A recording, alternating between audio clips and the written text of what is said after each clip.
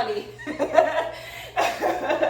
What's good in the hood, you guys? I'm your girl Maisha with Maisha Road to Success, and I am back with another video. I am back in the neighborhood, y'all. I done took advantage of this weekend off. We got a 4-day weekend. Classes been canceled, honey. I took advantage of it, honey. So nevertheless, I am going to show y'all the workouts that we've been doing with this crescent lunge. Y'all think I've been playing. Y'all think thinking I've really been exaggerating. Like I just really have not been wanting to do no content, honey. But no, I'm going to show y'all how my teachers been really kicking my ass. So let's get into it. So remember I told y'all a crescent lunge is when you get into a lunge and you come onto the balls of your feet, like the tippy toes. Yeah, make sure that straight leg, that back leg is I done bust my ass. This is what I be doing in class. Falling over. Okay, so that's pretty much what the crescent lunge is, and you make sure your arms are up. Like pretty much like this. You gotta make sure your arms are up in the air. Arms, palms facing each other. So that's what we do. So a crescent lunge, you go into a lunge, back, face it. So one of the workouts that we do with in the crescent lunge, pretty much we pretty much put our hands in prayer and we twist our body this way to pretty much do like a hip opener and stuff like that. And we hold that for a good look, a good 30 seconds or whatever to help with the balance and stuff like that. And it's almost like the same thing with the twist or whatever. And then we go into, I ain't got no good balance. We go back into the crescent lunge or whatever, and then we dip that straight leg back. We dip it down. Hold on, you bring that leg back, and you keep on dipping it down, bringing it up. And sometimes we do it with the weights as well too. So you keep on doing that. You can either, I'm out of breath already. You can either hold on to a wall, or you can just do this hands for this whatever. And then, because sometimes it gets to me, I drop down to my knees. So we do modifications or whatever, and we grab those weights. So today I got 10-pound weights, which I shouldn't have. I should have stuck to the 3. So pretty much what we'll do, we'll stay into this crescent lunge. You can drop down to your knee, or you can stay elevated or whatever. And you can just pretty much lean over that knee or whatever, and you can have the weights in your arms, and you can just lift them up. Make sure the palms are facing, like, instead of having your palms facing up with the weights facing to the air, you can make sure you just have it facing like towards your body or whatever. So the palms are down or whatever. So you just bring it up to your body or whatever and drop it just like that. Like almost like you're doing push-ups or whatever with the weights, bringing it up to your body and dropping it down and stuff like that. So you can either do that. Or you can just then once we finish doing like 2-3 sets of that, we'll come up into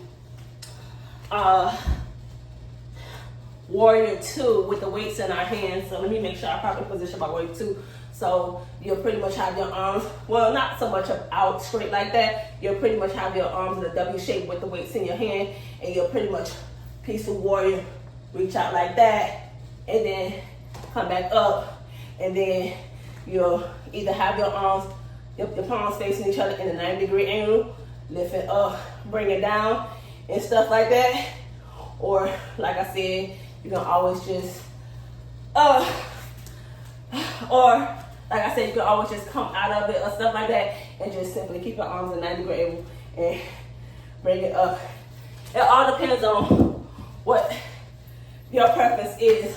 And so another thing that we do in the crescent lunge that always typically get me, what my tail, I'm gonna do the other leg because I'm out of breath. So I'm gonna do the left leg right now. So I'm gonna go back into the lunge. And so for the most part, I think this is, for the most part, you still in that crescent lunge, and you have your left elbow to your, you have the left elbow to your left knee, and the right leg is straight or whatever, and you open your arms out like that, and you sink in lower. So you also working on your balance, and you also working on your hip opener as well too, and stuff like that. So we pretty much hold this for like a good little minute when we inside there or whatever. If I'm not mistaken, I think it's called I forgot what it's called, but for the people who do yoga, y'all know what I'm talking about. But this has been really working my tail because I don't be having no best balance or whatever. So, and then we either straightening it and still have our arms out, and then we go into triangle pose or whatever. Or sometimes, sometimes we'll bust into the thing on trying to run and stuff like that. And for those who forgot what a chaturanga is, remember, you can either come down to your knees and push down, high plank, low plank, downward facing dog, and then upward facing dog, to reset and stuff like that. So I'm almost finished because it don't stop there with the crescent lunges, because sometimes we also go into I think it's called dragon's lunge as well too. So you can always go into the crescent lunge and stuff like that. Drop that. So you can be in the crescent lunge just like this. Like I said, you can twist your body, elbow, the left elbow to the right knee to the outside of the right knee, and you twist your body. That's gonna be a good hip opener to twist you open or whatever. Or you can always drop that knee, come down to the elbow, so you go into the dragon's lunge as well too, to keep my breath. Keep those hips open or whatever. Then you come up. So I was saying we can do the dragon's lunge. So the dragon's lunge is more so you can either they usually have 2 blocks on the side, and you hold on to it or whatever with your palms facing the same way as your body. Because I don't got no blocks, which I miss my blocks, I'm holding on to the wall, whatever. So that's what the dragon's lunge is. And then sometimes we'll turn that foot out to like a 2, like to the side or whatever. So almost like to 2 o'clock.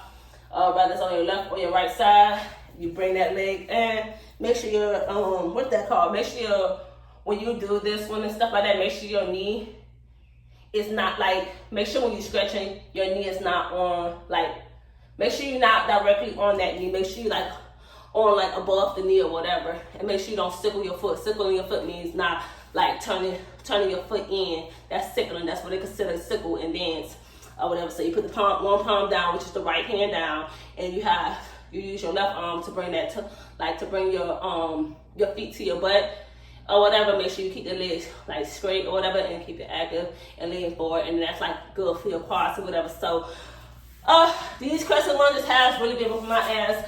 I really hope y'all enjoyed this video. I'm your Maisha with Maisha Road to Success, Hunty Bunnies, and I will see y'all in the next video. Peace out.